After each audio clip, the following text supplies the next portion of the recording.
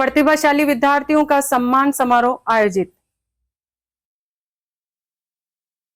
धोलाई हिंदी भाषी समाज कल्याण संस्था धोलाई द्वारा दासी विवाह भवन में प्रतिभा सम्मान समारोह आयोजित किया गया।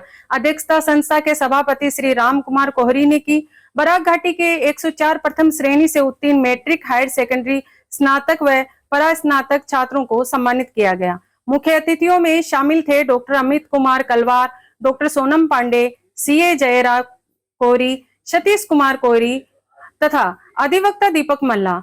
वक्तव्य संस्था के अध्यक्ष सचिव कल्याण कुमार माला, कार्यकारी सदस्यों सहित छात्रा राज लक्ष्मी कोहरी ने भी दिया। समारोह में शिक्षा के महत्व और सामाजिक उत्थान पर जोर दिया गया। याद रखिएगा कि अगले 5 से 7 साल जो 10 पास किए उन लोग के लिए 7 इयर्स, अदरवाइज 5 इयर्स बहुत ही इम्पोर्टेंट है। ये 5 साल ही डिसाइड करेगा कि आपका अगले 50 साल कैसे होने वाले हैं।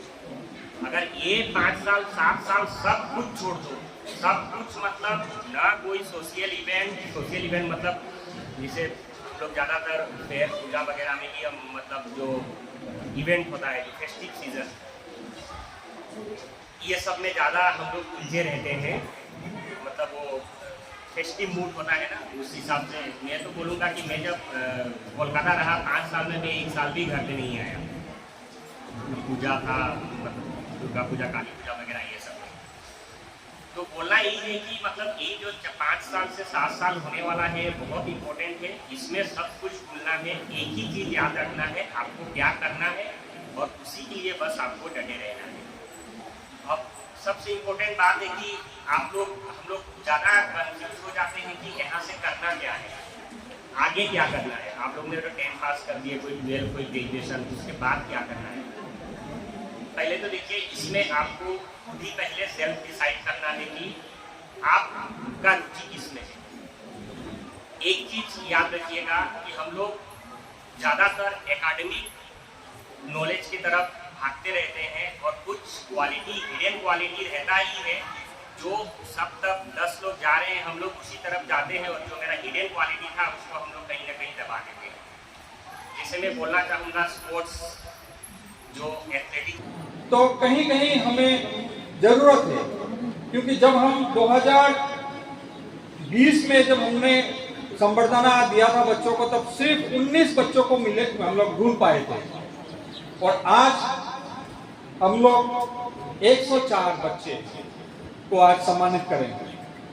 तो धीरे धीरे हम लोग का ग्राफ भी, हम लोग का समाज का बच्चे का ग्राफ भी कुछ हो रहा है।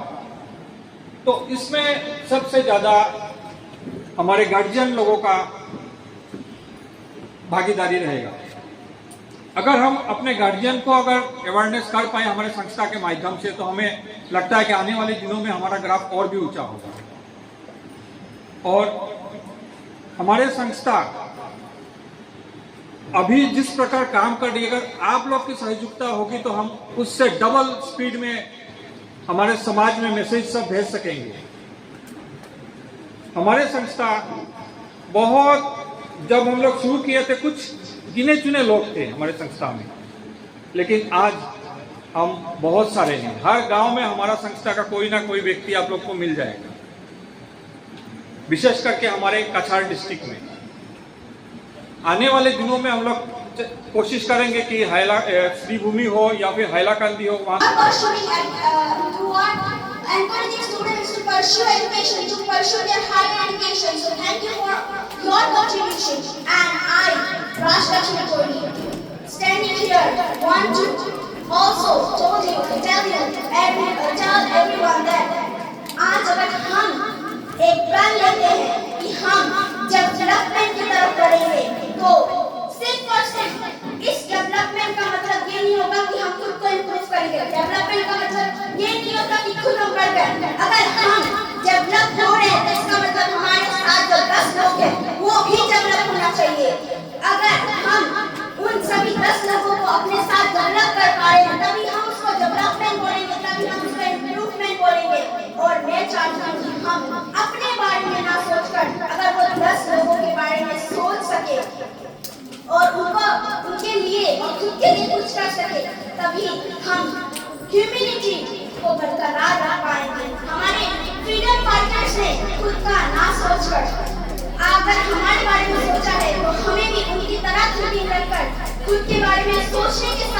दूसरे के भी बारे में सोचना पड़ेगा। और अगर हम सभी प्रेजेंट यहाँ पे इस बात पे गौर करें तो कहीं ना कहीं आज हम अपने समाज के साथ हर कोई समाज का डेवलपमेंट, हर किसी समाज को डेवलपमेंट की तरफ ले जा सकते हैं।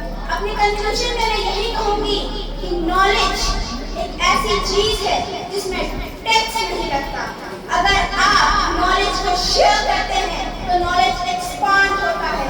अगर आप नॉलेज को क्यूरियोसिटी के साथ गेन करना चाहते हैं तो नॉलेज एक्सपांड होगा।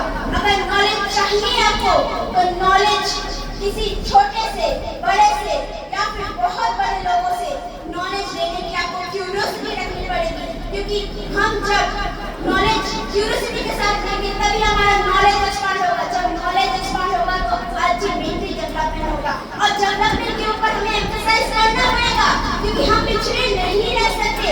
हम 21st सेंचुरी में हैं और 21st सेंचुरी में भी अगर हम पिछड़े लोगों की तरह बातें करने लगे तो वो जो गैप जो हमारे लीडर्स ने आज तक बनाया है वो गैप बिल्कुल नहीं होगा। और हमारी ये रिस्पॉन्सिबिलिटी है, हम यूथ की रिस्पॉन्सिबिलिटी, यहाँ पे पेरेंट्स जितने प्रेजेंट हर पेरेंट्स की रिस्पॉन्सिबिलिटी, यहाँ पे प्रेजेंट हर टीचर की रिस्पॉन्सिबिलिटी है कि हम सभी जब डेवलपमेंट की तरफ